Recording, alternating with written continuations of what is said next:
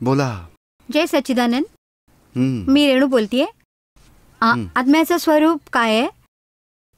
जर आत्मा ज्ञान स्वरूप तर ज्ञानाच्या नसण्याने व्यक्ती ज्ञानी होऊन जातो, जेव्हा की आत्म्याच्या नसण्याने मृत व्यक्ती, असं का? ॲक्च्युली आत्म्याचं स्वरूप ज्ञान आहे खरं आहे, पण कुठलं ज्ञान? संसारातही चहा बनवण्याचं ज्ञान आहे, कढी बनवण्याचं ज्ञान आहे, ही माझी सासू आहे ज्ञान आहे, मी इंजिनिअरिंग केलं, मी इंजिनियर आहे ते ज्ञान आहे. ते सगळं रिलेटिव्ह ज्ञान आहे, ते बुद्धिज्ञान म्हटलं जातं. आणि ते बुद्धिज्ञान ते आहे तोवर अज्ञानी आहे. आत्म्याचं ज्ञान झालं, मी स्वतः कोण आहे, करता कोण आहे, करवणारा कोण आहे, माझं खरं स्वरूप काय ते ज्ञान झालं, तर त्या आध्यात्मिक ज्ञानाला ज्ञान म्हटलं जातं, त्यालाच आत्मज्ञान म्हटलं जातं.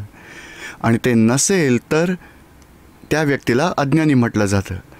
आणि आत्म्याचं स्वरूप जाणून घेतलं तर त्याला ज्ञानी म्हटलं जातं. तर ज्ञान तोच आत्मा आहे, आत्मा तोच ज्ञान आहे, पण शुद्ध ज्ञान, केवल ज्ञान स्वरूप तो आत्मा आहे. हे विनाशी ज्ञान आहे ते बुद्धीचं ज्ञान आहे, ते अहंकारी ज्ञान आहे. अहंकाराच्या फाउंडेशनवर बुद्धीचं ज्ञान आहे. हो समजलं का तुम्हाला? हो. दादा, ही सृष्टी म्हणा, संसार म्हणा, जे काही आहे, वास्तवात त्याचे संचालन करणारा कोणी नाही आहे. स्वतःच सगळं होत आहे देवलोकात, मृत्यूलोकात जे काही लोक आहेत. कारण पुन्हा पुन्हा मन बुद्धी घेऊन जातं मनाला तिकडे. तर पुन्हा बुद्धी जी आहे मनाला पुन्हा पुन्हा तिकडे घेऊन जाते की कोणी ना कोणी याचं संचालन करत आहे. तर बुद्धीच्या स्थिरतेसाठी नाही का इंद्रधनुष्य कोण बनवतं? इंद्रदेव येत असतील. आणि थोडं तुम्ही अर्धा तास पुढे गेलात कारमध्ये तर ते नाही दिसणार. तर हा कुठला अँगल मिळतो? प्रकाश सूर्याच्या मागे असायला हवा, ढग इकडे असायला हवेत, आपला कुठला अँगल असायला हवा, तेव्हाच दिसेल. तर सगळे संयोग जुळल्यामुळे कार्य होतं. कोणी करणारा असेल तर नेहमीच करत राहील. नाही का, सायनाईड ठेवलं तोंडामध्ये तर कुणाला मारण्यासाठी यावं लागेल का? विष टाकलं तर नाही, की विषाचं स्वरूपच असं की स्वतःच संपून जाईल माणूस, आत्मा निघून जाईल शरीरातून. तर हा करणारा आहे, तर मग इथे का नाही दिसत? ईश्वर आला मारायला? नाही, हा इतका फॉग येत राहतो, धुकं, तर या किती 50-50 गाड्या ॲक्सिडेंटमध्ये आपटतात. म्हटलं इतका एक्सपर्ट ड्रायव्हर आहे, का आपटली गाडी? तर म्हणतात दिसू नाही शकलं. दिसू कोण नाही शकलं? ईश्वराने केलं. म्हणजे संयोग असे उत्पन्न झाले. आणि हे लोक शोधून काढतात, गरमी, थंडी, वाफ, हे थंडी, हा ॲटमॉस्फिअर सगळं मिळून संयोग जुळल्यामुळे कार्य होतं. किती सारे संयोग जुळून कार्य होतं. तर हे संचालन कुणा एका अस्तित्वाचं असतं तर मग तो मालक होईल, मी केलं. पण दुसरी गोष्ट बाजूला झाली तर मग करणार काही नाही करू शकणार. तर हे एकाच्या आधारे नाही, समुच्चय आहे, सगळे फेडरल कॉजेस, सगळे संयोग. टाईमही आहे बघा, किती टाईमही आहे, स्पेसही आहे, संयोगही आहेत, आणि काही निमित्तही आहे. सगळं मिळून हे कार्य होतं. एकटा कुणी करू नाही शकत. समजलं का तुम्हाला? तर मग हे पूजेवर जे देवता लोक आहेत, या लोकांकडून काही चुकलं वगैरे झालं तर त्यांच्यावर नियंत्रण कोण ठेवतं? कोण वास्तपुस्त करतं शास्त्रात? म्हणजे त्या देवता तेही एक कर्माच्या उदयाच्या अधीन आहे. त्यांचं आयुष्य कर्म पूर्ण झालं तर सोडून द्यावं लागेल, सरळ मनुष्यात जन्म होईल, होण्यासाठी यावं लागेल. म्हणजे देवता ही त्यांच्या आयुष्यकर्माची लिमिट आहे आणि त्यांचा अवधी असतो. जशी नजर कैद असते ना, की दिल्लीच्या एवढ्या एरियातच तुम्हाला रोज आठवड्यात एकदा आम्हाला ऑफिसात तुमची हजेरी असली पाहिजे, नजर कैदेसारखं. तर देवगती नजर कैदेसारखी आहे. त्यांच्या लिमिटेशन्स आहेत, बाउंड्रीच्या आतच राहावं लागतं. त्यांच्या सिद्धीच्याही लिमिटेशन्स आहेत आणि आहेत त्यांच्याकडे, पण ते हिशोबात असेल तरच करू शकतील. तेही व्यवस्थित शक्तीच्या अधीन आहे. व्यवस्थित शक्ती म्हणजे सायंटिफिक सर्कमस्टेन्शियल एव्हिडन्स. म्हणजे तेही कर्मांच्या उदयाच्या अधीन आहेत. स्वतःची स्वतंत्र शक्ती नाही आहे. फक्त आत्मज्ञान झाल्यानंतर स्वतःची स्वतंत्र शक्ती सुरू होते. कर्ता पद सुटल्यानंतर आणि ज्ञाताद्रष्टा तीच आत्म्याची स्वसत्ता आहे, तीच स्वतःची शक्ती आहे. क्रिया मात्र परसत्ता आहे. आणि संयोगाधीन आहे, काल क्षेत्र संयोग निमित्ताने होतं. जय सच्चिदानंद. जय सच्चिदानंद. जय सच्चिदानंद. बोला. जय सच्चिदानंद. माझा क्वेश्चन होता की लाईफमध्ये कित्येकदा डिफरंट अँड डिफिकल्ट डिसिजन घ्यावे लागतात. हे कसं डिसाईड करावं की काय बरोबर आहे आणि काय चूक आहे? खरं तर आपल्या अंतरात, आपल्या मनात असं वाटतं की हे बरोबर आहे तर पुढे जा. बुद्धी नेहमी टेम्पररी डिसिजन दाखवते, ही मजा येईल पटापट करा. आणि बुद्धीचे डिसिजन नेहमी बरोबर असेलच असा भरोसा नाही. जेव्हा की मनाचं डिसिजन नेहमी योग्य असतं, म्हणजे समजण्यात येईल किंवा आतून मनातून वाटेल, टोचेल, नाही चूक आहे नको करायला. मनाचं ऐका, म्हणजे म्हणतात ना जाणीव होते आतमध्ये, इंट्युशन होतं आत. तर तो पार्ट, आत्मा तर अजून पुढची गोष्ट आहे, पण हा हार्टिली पार्ट म्हटला जातो. तर थोडी जेव्हा ही डिफिकल्ट सिच्युएशन येते तर थोडा वेट करा, संयोग मिळू द्या, कोणत्या प्रकारे गाईड होत आहे. आणि मनात तपासून घ्या की आत काय वाटतं आहे, या बाजूला जायला हवं की या बाजूला. कुणाचं नुकसान होऊ नये, स्वतःचा स्वार्थासाठी तो हार्टिली डिसिजन आहे. आणि माझा फायदा होतो आहे, दुसरा जोई जगला मेला आपल्याला काही घेणं देणं नाही, ते बुद्धीचं डिसिजन. तर बुद्धीचं डिसिजन स्वतःलाही दुःखी करेल, दुसऱ्याचंही नुकसान करेल. आणि हार्टचं डिसिजन स्वतःलाही सुखी करेल, दुसऱ्यालाही हेल्प करेल. तर थोडं वेट अँड वॉच करून हा निश्चय करा की मला हार्टच्या डिसिजनने जायचं आहे, आणि मन जे कबूल करेल त्या रस्त्यावर पुढे जायचं आहे. आणि नाहीतर कुणी अनुभवी ज्ञानी आहे, आपले कोणी म्हणजे वडील आहेत जो अनुभवी आहे, त्यांच्यासोबत चर्चा करून त्यांची मदत घ्या. आणि जर आम्हाला डिसिजन कुणा दुसऱ्यासाठी घ्यायचा असेल किंवा जो आम्ही घेऊ त्याच्या अगेन्स्ट खूप सारे ओपिनियन्स असले तर कसं त्या सिच्युएशनला डील करावं? हा, तर तरीही ओपिनियनला बाजूला ठेवा. त्याचं कोणीही माणूस बिहेवियर, आचरण जे काही करतो ना, त्या आचरणाला सोडा, पण त्याची समज काय आहे ते फाइंड आउट करा. थोडी समज ऑब्झर्वेशनमध्ये घ्या, त्याची समज काय आहे, कारण आचरण संयोगाधीन आहे आणि समज नेहमीसाठी त्याच्या डेव्हलपमेंटचा ट्रॅक दाखवते. काही समज आहे, छोटं मूल आपण ऑब्झर्व केलं तर इकडून सोफ्यावरती हे करेल, इकडे तोडेल, इकडे फिरेल, पण शेवटी पाहिलं तर याची समज चांगली आहे. कुणाची चला सेवा करतोय, सगळ्यांना पाणी देतो, सगळ्यांना हेल्प करायला जातो, त्याचा भाऊ पडला तर धावत जाऊन सगळ्यांना हेल्प करून त्याला वाचवेल, सगळ्यांना बोलावून घेईल. तर ही समज बघायची की याची समज काय आहे. ओपिनियन आपण आचरणाच्या आधारे देतो. हा खूपच दांडगट आहे, हा भांडतो, खूपच हट्टी आहे, पण समज नाही बघत. आणि समज बघाल तर मग ओपिनियनच्या पुढची गोष्ट आपल्याला कळेल, याच्या मनात काय आहे, तो कुठला मनामध्ये म्हणजे नॅचरल स्वभाव काय आहे त्याचा. आणि तो स्वभाव आपण एनकरेज केला तर वाईट आचरणही सुटून जाईल आणि माणूस वरच्या डेव्हलपमेंटमध्ये येऊ शकेल, हेल्प होईल त्याला. थँक्यू. आत्मज्ञानाची प्राप्तीची कृपा कुठल्या नियमाच्या अंतर्गत होते की कुणाला कधीही कृपा होऊन जाते? खरं तर आपल्या पुण्याचं फळ आहे. आणि हे अक्रम विज्ञानाद्वारे आत्मज्ञान प्राप्त करणं, दादा भगवान सांगायचे कोटी जन्माची पुण्याई होईल तेव्हा ही ज्ञानाची लिंक मिळेल आणि आत्मज्ञान प्राप्त होईल. म्हणजे नियमाच्या अधीन आहे, कधी ऑटोमॅटिक होत नाही. काय नियम आहे? नियम हा कोटी जन्माची पुण्याई आपल्या फळास आली. प्रत्येक भावात इच्छा सुटायची होती, आपल्याला सुटायचं आहे. आणि पुन्हा स्ट्रॉंग निश्चय नव्हता, असंच सुटायचं आहे आपल्याला. खूप दुःख आली, सुटायची भावना होत राहते. पुन्हा जरा भजी आली तर विसरून जायची सुटायची गोष्ट. किंवा कुणी इन्सल्ट केला, मी सरळ करेन याला. अरे आत्ता सुटायची गोष्ट करत होतात आणि पुन्हा वैर बांधण्याची गोष्ट करताय. तर ही जागृतीच नव्हती ना, पण सुटायची भावना होती. ते बीज पडत पडत पडत. आणि जेव्हा असे कधी ज्ञानी असतात ना, दादा भगवानांसारखे ज्ञानी पुरुष, आणि आपलं पुण्य जागृत झालं तर दोघांची लिंक मिळते. तर इथे तुम्हाला संयोग घेऊन आलेत.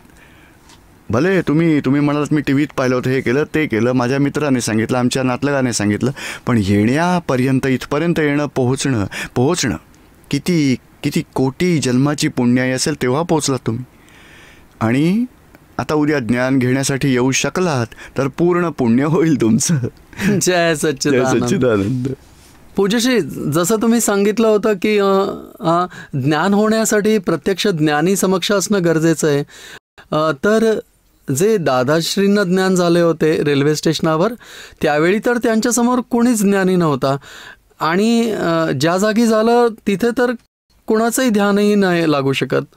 तर त्यांना तिथे ज्ञान कसं होऊ शकलं हे विचारायचं. हे म्हणत असत या भावात नाही, पूर्वभावात काही ज्ञानी भेटले असतील आणि पूर्वभावाची लिंक या भावात प्रकट झालेत. फक्त तयारी तर पूर्वभावाच्या लिंकच्या आधारे झाली, म्हणजे बट नॅचरल होऊन गेलं. पण एक दिवा प्रकट झाला, नंतर आपला दिवा प्रकट करायचा आहे तर त्यांच्या पेटत्या दिव्याला टच कराल तर आपलाही प्रकट होईल. मग दुसऱ्यांसाठी हे आहे, पण त्यांच्यासाठी अपवाद.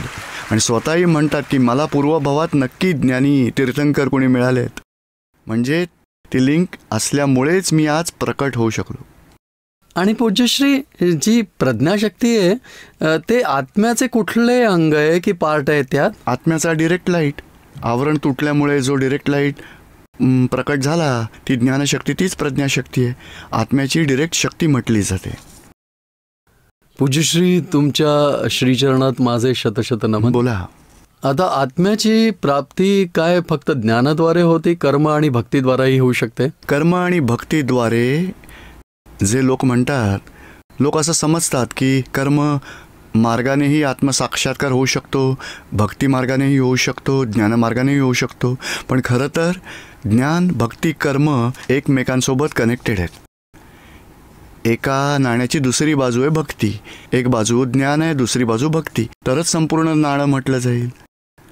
तर ही पण समजा इथून एअरपोर्टला जायचं तर आपण पोचू शकू. तुम्हाला ज्ञान नसेल तर सगळ्यात आधी ज्ञान हवं की बुवा कसं जायचं, टॅक्सी कशी बोलवायची, कुठून जायचं, कसं जायचं. तर हे ज्ञान प्राप्त झालं तर एअरपोर्टचा साक्षात्कार झाला नाही. तर ज्ञानाच्या आधारे चाललात त्याला भक्ती म्हटली जाईल. आधी ज्ञान हवं, ज्ञानाच्या आधारे आपण फॉलो केलं, to approach near and near, त्याचं नाव भक्ती. आणि तिथे गेलो तर काय झालं, फ्लाईट सुटली तर कर्म नडलं. तर कर्म, आता ते कर्म अज्ञानाने बांधलं गेलं होतं ते फळ देत आहेत. पण ज्ञान आणि भक्तीशिवाय कार्य पूर्ण नाही होऊ शकत.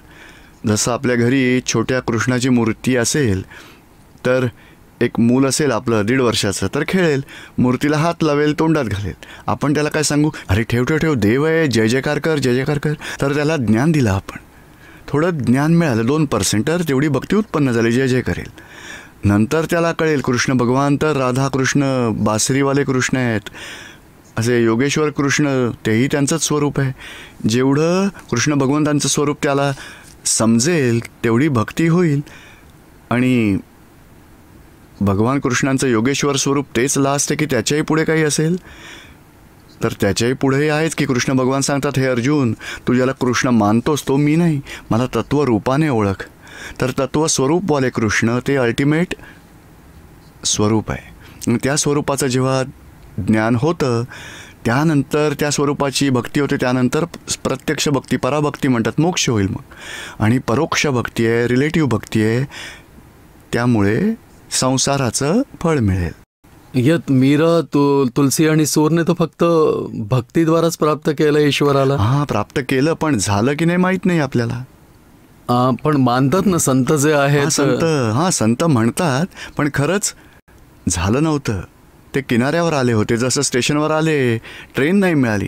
दादा भगवान सांगत असत, आमच्या अक्रम एक्सप्रेस ट्रेनमध्ये सगळे बसून जातील, मीरा, नरसिंह, कबीर सगळे बसतील. पूज्यश्री, एक थोडा माझा भाव की आपला वेदांचे जे सार आहे ते उपनिषद आहेत. उपनिषदांचा सार जे आहे ते गीतेचे ज्ञान आहे. गीतेच्या ज्ञानाचा सार अक्रम विज्ञान आहे. अक्रम विज्ञानाचे सार चरणविधी आहे. चरणविधीचे सार 5 दादाजींची आज्ञा आहेत. दादाजींनी सगळ्या वेदांचे 5 आज्ञेत सार बांधून दिले. हेच सगळ्यात सोपं विज्ञान आहे त्यांचं. खूप छान. जय सच्चिदानंद दीपक भाई. बोला. आपल्या चरणात कोटी कोटी प्रणाम. माझा प्रश्न आहे की आम्ही सहज, आमचा व्यवहार सहज कसा व्हावा? जेवढा आम्ही सहज होऊ इच्छितो तेवढाच आमच्या अंतरातून अजून आमचा अहंकार उसळतो. सहज दशा ते PhDत पोहोचाल, त्याच्या बाहेर निघाल तेव्हा ते स्टेशन येईल. आपण प्रायमरीत होत आता. आपल्याकडून कुणाला दुःख पोचतंय का? हो, पोचतं तर मग खरं. तिथे सुधारणा करा. कुणाला दुःख पोचतं तिथून आधी प्रतिक्रमण करून घ्या रीना देवीकडून की नाही, कुणाला दुःख द्यायचा अधिकार नाहीये. दुसरी लेवल ही पकडा, कुणामुळे आपल्याला दुःख होतं. तर या दोन्ही लेवल सुधारल्यानंतर पुढची गोष्ट समजून घेऊ. जोपर्यंत डिस्चार्ज अहंकार, डिस्चार्ज बुद्धी दखल देते तोपर्यंत सहज होऊ देणार नाही. दुसऱ्याचे दोष दिसतात ना, तर मग ते सगळं सुधारावं लागेल ना. तिथून सुरुवात करा. फर्स्ट लेवल सुधारायचे. कुणाला दुःख पोचवलं त्यालाच पकडा. आपल्या वाणीने, आचरणाने कुणाला दुःख द्यायचं नाही आहे. आणि झालंच तर प्रतिक्रमण करा. तिथून सुरुवात कराल तर हळूहळू लास्ट स्टेशन फक्त ज्ञाता-द्रष्टा पदात राहिलात तर ती सहज दशा येईल. आता सहजता, ध्येय ठेवायचं आहे, पण वर्तमानात तर हा पुरुषार्थ करायचा आहे.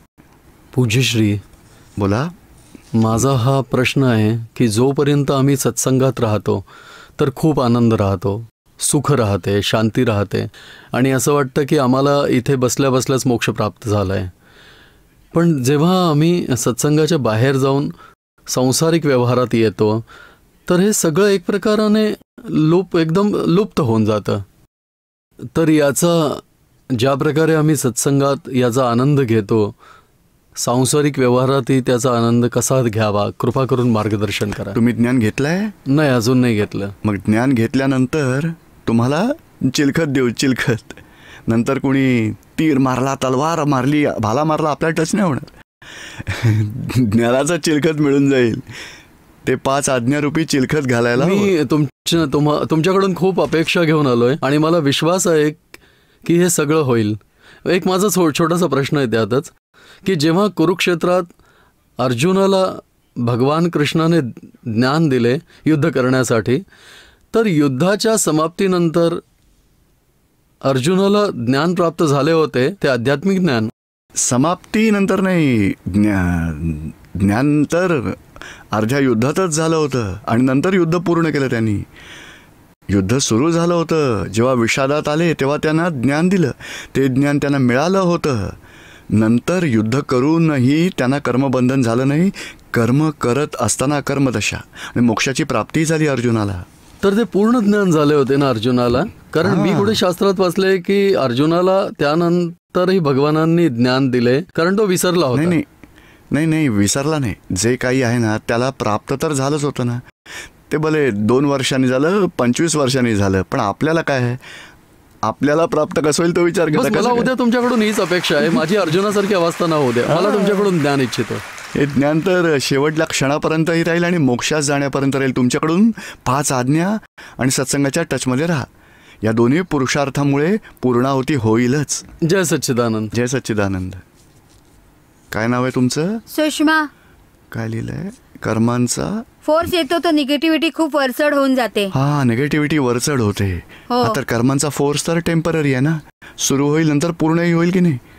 मग पूर्ण झाल्यावर आपल्या हातात कंट्रोल घ्या. जेवढ्या चुका झाल्या त्याचं प्रतिक्रमण करून घ्या आणि नंतर न होण्याचा निश्चय करा. पुन्हा अशी चूक नाही करायची. तर तोच उपाय आहे. कारण कर्म संपवल्याशिवाय ज्ञान मिळालं आहे. कचरा तर निघणारच, पण निघाल्यानंतर स्वच्छ करा, पुन्हा प्रत्याख्यान घ्या. अशी चूक करायची नाही असा दृढ निश्चय करा, तरच शक्ती वाढेल. पूर्वीपेक्षा 2-5% सुधारले की नाही? हो, पण होऊन जातं तरी. तर होतं ना. पण मग आपण रात्रभर, सारी रात्र झोपायचं नाही. 1 तास बसून प्रतिक्रमण करायचं. साऱ्या दिवसाचं कचऱ्याला स्वच्छ करा. समजलं का तुम्हाला? हो. हॅलो, जय सच्चिदानंद. बोला. प्रश्न लिहिलाय त्याला. काय नाव आहे तुमचं? संजीव गुप्ता. हा. कोणी अजाणतेपणे भय. काय म्हणालात? मग भय म्हणजे भीती. भय. हा. का वाटतं? कारण हे भय फक्त अहंकारालाच वाटतं. आणि अहंकार कशाला म्हणतात? मीच संजीव आहे, हा अहंकार आहे, तोवर भय स्वतःहून वाटणारच आहे.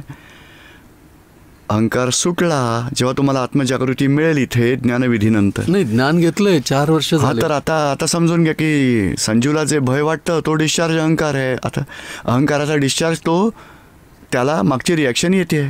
आता त्याला विलग ठेवा. संजीवला तुम्ही सांगा, घाबरायची काय गरज आहे, माझ्या डोक्यावर दादा भगवान आहेत, निरुमा आमच्या सोबत आहेत, व्यवस्थेच्या बाहेर काही होणार नाही आहे, घाबरायची काही गरज नाही. हा इफेक्ट आहे. भय म्हणजे भीती म्हणतात, इफेक्ट आहे. इफेक्ट येईल तर आपण ज्ञानाचं सोल्युशन सेट करत जाऊ, हळूहळू तेही संपून जाईल. कारण कोणत्या कारणामुळे होतंय ते चेक करा. नाही, खूप बघितलं आणि काही कारण कळत नाहीये. हो, तर मग असं वाटतं की जसं म्हणजे दादाजी म्हणतात की हे नका करू, ते नका करू, हे करा. म्हणजे विचार तर इतके असे येतात की वर्तनही समजून घ्या ते हे. हो, ते भय. आता हे समजलं तुमचं. म्हणताय की ज्ञानाने जागृती ही झाली आहे की हे केल्यामुळे कर्म बांधली जातील, माझी जागृती निघून जाईल, आवरण वाढत जातील. तर ही भीती आहे. तर त्या भयाला भय नाही म्हटलं जात, ती एक ज्ञानाची जागृती आहे, कॉन्शियसनेस आहे. तर त्याच्या समोर मनामध्ये काही वाईट विचार आले तर घाबरायची गरज नाही, त्याला विलग ठेवा. संजीवचं मन सांगतं. काही परिस्थिती अशा असतात की जसं इच्छा नसतानाही काही कामं करावी लागतात. जसं दादाजी म्हणतात की नीती प्रामाणिकता, तर हरकत नाही. तर मग व्यापारात अनेकदा खोटं बोलावं लागतं, हरकत नाही. तर त्याचं प्रतिक्रमण करायचं. दुसरा उपाय सांगितलाय की यात 2 पार्ट्स आहेत. एक, संजीवला क्रोध करावा लागला आणि आपल्याला आवडतोय का? नाही. तर मग नाही पसंत तर तो आपला पार्ट आहे, होऊन जातो तो संजीवचा पार्ट आहे. आणि होऊन गेलं तर संजीवला सांगायचं प्रतिक्रमण कर आणि प्रत्याख्यान कर. खूप झालं, एवढंच आपलं कर्तव्य आहे. काही घाबरायची गरजही नाही. आणि हा भरलेला माल हळूहळू संपून जाणार आहे. आपण मुक्त होत जाऊ. मग